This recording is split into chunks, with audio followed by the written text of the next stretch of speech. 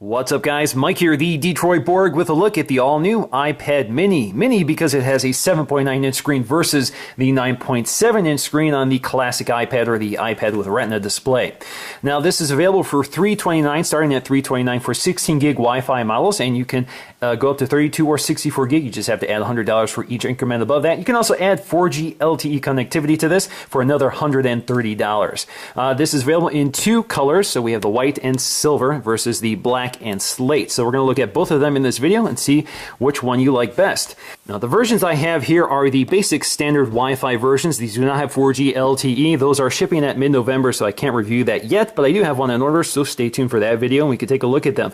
Now 4G LTE obviously adds cellular connectivity, so you can take your iPad mini anywhere and you can still have internet access. 4G LTE models also carry GPS antennas. The Wi-Fi versions like these do not. Now the 4G LTE versions work on Sprint, Verizon, or AT&T, so those are the only carriers currently supporting the iPad mini. Now the first mini I'm going to take a look at is the white and silver, so I just need to crack into this box.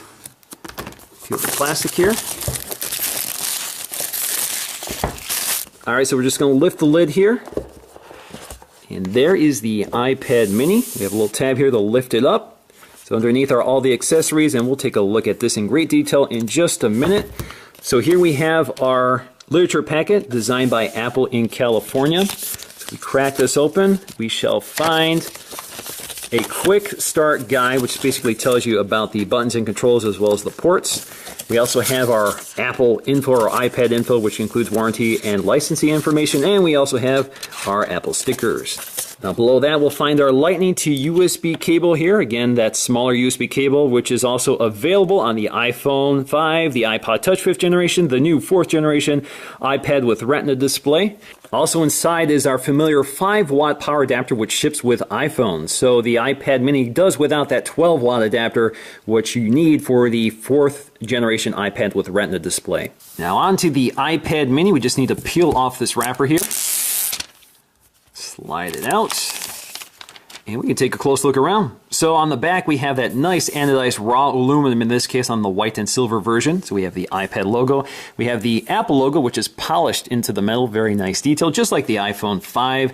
Now along the side we'll find our volume up and down buttons, which are metal instead of plastic. We also have a metal switch here for mute or for rotation lock, depending on how you have that configured. You also have your 5-megapixel iSight camera. No flash in this case like you get on the iPod Touch 5th generation, but this has autofocusing, stabilization, and many other features. We also have our sleep-wake button up here, and we have our headphone jack up here. Down in the center, we have our microphone. Now, along the bottom, we'll find our stereo speakers here flanking either side of the Lightning connector. So this is actually the first iOS device with stereo speakers, a fact that for some reason Apple has chosen not to highlight. It doesn't even mention this in the specs, at least at the time of this filming. So this should give us better audio. This is actually better than the 4th generation iPad, which has a mono speaker. Now taking a look at the front of the device, you can see that bezel, which is a little different this time for the iPad. The iPad usually has a uniform bezel all around it, but the Mini has gone with a slimmer bezel for one-handability while still maintaining this large display. So this is kind of a traditional 4:3 display versus a 16:9 display. The idea here is that even if you are handling it in a traditional sense, for example, if you're reading a book, the software will recognize the presence of your thumb holding the screen versus an intentional press of the screen. So hopefully that works as advertised. Along the bottom we'll find our home button, which is pretty familiar, and along the side you notice that polished chamfer, which looks very nice, especially on a larger device like this. We've seen this on the iPhone, the iPod Touch 5th generation, but it looks really nice here, and they've really paid a lot of attention to the fact that this bezel perfectly meets up with the glass, so it's a very nice seamless design. Now up top we'll also find our 720p HD FaceTime camera along with an ambient light sensor right next to it. Now onto the black and slate iPad mini here. There's actually a little packaging malfunction here. This is upside down. So basically this lid should be the other way around because this information should be on the bottom, which lines up with the bottom of the iPad mini. So anyway, we're going to skip that and we're just going to go ahead and crack it open.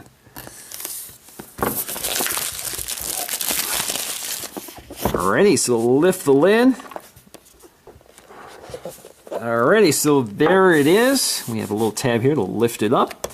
I'm going to set this aside for just a minute. Again, we have our 5-watt power adapter, our literature, as well as our lightning connector. So we know that from the last unboxing. So let's get to what differs, which is the black and slate. So let's just pull this tab here. Always a satisfying sound. And on the back you see that beautiful anodized finish. You can see it kind of has a bluish tint to it. It's not just black, so they call it slate because of that. It kind of has a stone color, very sharp. So taking a look at the back panel, you can see our Apple logo is polished into the metal. So you can see it's not just an insert or sticker over the metal, it's actually polished into it, very nice. On the bottom, again, we'll find our stereo speakers along with a lightning connector, which actually is color matched to the body.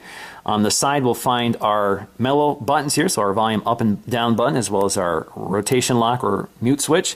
We have our camera, our 5-megapixel camera, along with our sleep-wake button up here, our microphone, and our headphone jack with the colored inserts. Along the front, we'll find our home button, along with that beautiful chamfer, which is, again, polished to a mirror finish, and again, kind of seamlessly matches up with the glass panel. Now, comparing the colors side by side, you can see the classic difference between the black and white versions of the Apple iPad. The white version shows off the border between the screen and the rest of the iPad. It also shows off the cutouts for the camera as well as ambient light sensor. Now, the black version looks very monolithic, so you don't really see any of those details unless the screen is turned on. Now, along the back, you can see a big difference here as well. So the anodized finish here is sort of a coating on the aluminum, while the white version is raw aluminum. So it's pretty much the raw material. So even if you look at the polished Apple logo, you can see it's pretty much a mirror. This is a little smokier in terms of its reflection. Now, if you look really closely, you can see that they've color matched everything, even the ring around the camera, the metal buttons, and the sleep-wake button. Even along the bottom, if you look at the dock connector here, you can see that the insert on the white and silver iPad is white versus the black insert on the black and slate version. Now, if you look at the side, you can see they both have that mirrored chamfered edge.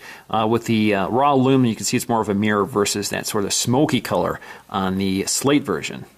Now, even the headphone jack also has a white insert versus the black insert on the black iPad. Even the microphone grill here is silver versus black, and you can see the sleep-wake button. Now, overall, the black and slate version kind of has that monotone look to it, so everything is one color. It's pretty stealthy looking. There is one drawback to this anodized finish, which is the fact that not only does it have a tendency to scratch. When you scratch this, it reveals the raw aluminum underneath, but it also shows fingerprints. But otherwise, it's a pretty sharp product, and it's actually more durable than we've been led to believe. So if you really scratch this, it's kind of hard to really get down to the raw aluminum. Now, the white and silver version looks pretty nice. Again, this is that raw aluminum, so if you scratch this, you're less likely to notice it because it won't reveal a different color underneath because it's pretty much the color of the metal. And I really like the fact that we have that mirrored chamfered edge. It's a really beautiful design detail, but of course you're probably going to cover it up with the case, but still it looks very sharp. Now, quickly taking a look at the iPad, I've booted it up here. We can set it up really quickly. Alright, so we're done setting up our iPad mini, pretty quick and simple. Now, the iPad mini does feature Siri, so we can test that out. What's the weather like in Rochester? Okay, here's the weather for Rochester through Wednesday. Where is the nearest Apple store? I found 7 Apple stores. They're pretty far from Rochester. Now, the iPad mini has that 7.9-inch display with a screen resolution of 1024 by 768, which is good for 163 ppi. That's much less than the 265 or 64 of the iPad 4th generation or the iPad Retina display. But the display still looks pretty high quality. It is pretty close to the surface of the glass, so you don't get a lot of glare or refraction. So it still looks like a high quality display, but you can definitely notice some pixels. So if you look really close up, you can see there is some noticeable pixelation, but it's still a pretty good looking display. Now, this is powered by an A5 dual-core processor. This also has half a gig of RAM, so this is kind of last generation specs. So this is pretty much mirroring the iPad 2 specs or the iPod Touch 5th generation specs. Now, in case you're wondering about this camera, it does not have the panorama or HDR features, which are available on the iPod Touch 5th generation. So you can see, basically have grid, and that's about all. Now, just to show you the size comparison between the mini and the standard size iPad, you can see it is much smaller. So we have a smaller bezel as well as a smaller screen, but you maintain that same aspect ratio. So all the apps and basically the operating system is the same. You even have multitasking gestures just like on the iPad 2 and the iPad 4th generation. Now, if we add an iPhone to the mix, you can see we get a little more reference here. Now, the iPad mini is pretty lightweight. It actually weighs less than half of the iPad 5th generation. It definitely notices. That's the first thing you're going to notice when you handle this device. It's fairly comfortable to hold, although it is a little wider than something like the Nexus 7. So you're probably going to want to hold it this way, not really in one hand like this over a long period of time. So this does feel pretty comfortable, and I think there is enough bezel here, but time will tell to see how comfortable this is. Now, side by side, you can see the iPad mini is quite a bit smaller than the iPad 4th generation, but it's very similar in thickness to the iPhone 5. So with the iPad mini, you basically have a screen size for everybody. The iPod Nano, the iPhone and the iPod Touch, the iPad mini, and the iPad with Retina display. Now the iPad mini pretty much joins the iPod Nano, the iPhone 5, the iPod Touch 5th generation in terms of its design aesthetic, so it looks pretty similar. You have that mirrored chamfered edge, we have those circular cutouts for the grills, of course the lightning connectors as well. Now we also have slate versions of the iPod Nano, the iPhone 5, the iPod Touch 5th generation, and the iPad mini. Now the iPad 4th generation with Retina display still has a silver back panel. It doesn't have that mirrored edge, so it still has to be updated to sort of pick up the design details of the newer generations of products from Apple, so hopefully we'll see that eventually. So my initial impressions of the iPad mini are very positive. So even if it doesn't have the Retina display, the display quality is pretty good. And I love the form factor here. It's much more small and compact and much lighter weight, so it's more comfortable to use than the heavier iPad with that gorgeous Retina display. But still, this is probably a lot more useful. It's kind of like the MacBook Air for me. It's not as good as the MacBook with Retina display, but I'm more likely to carry this around. So stay tuned for more coverage on the iPad mini. I'm going to do a lot more with this, including benchmarking, speed tests, camera tests, and a final review. So I hope to see you guys again in the next video.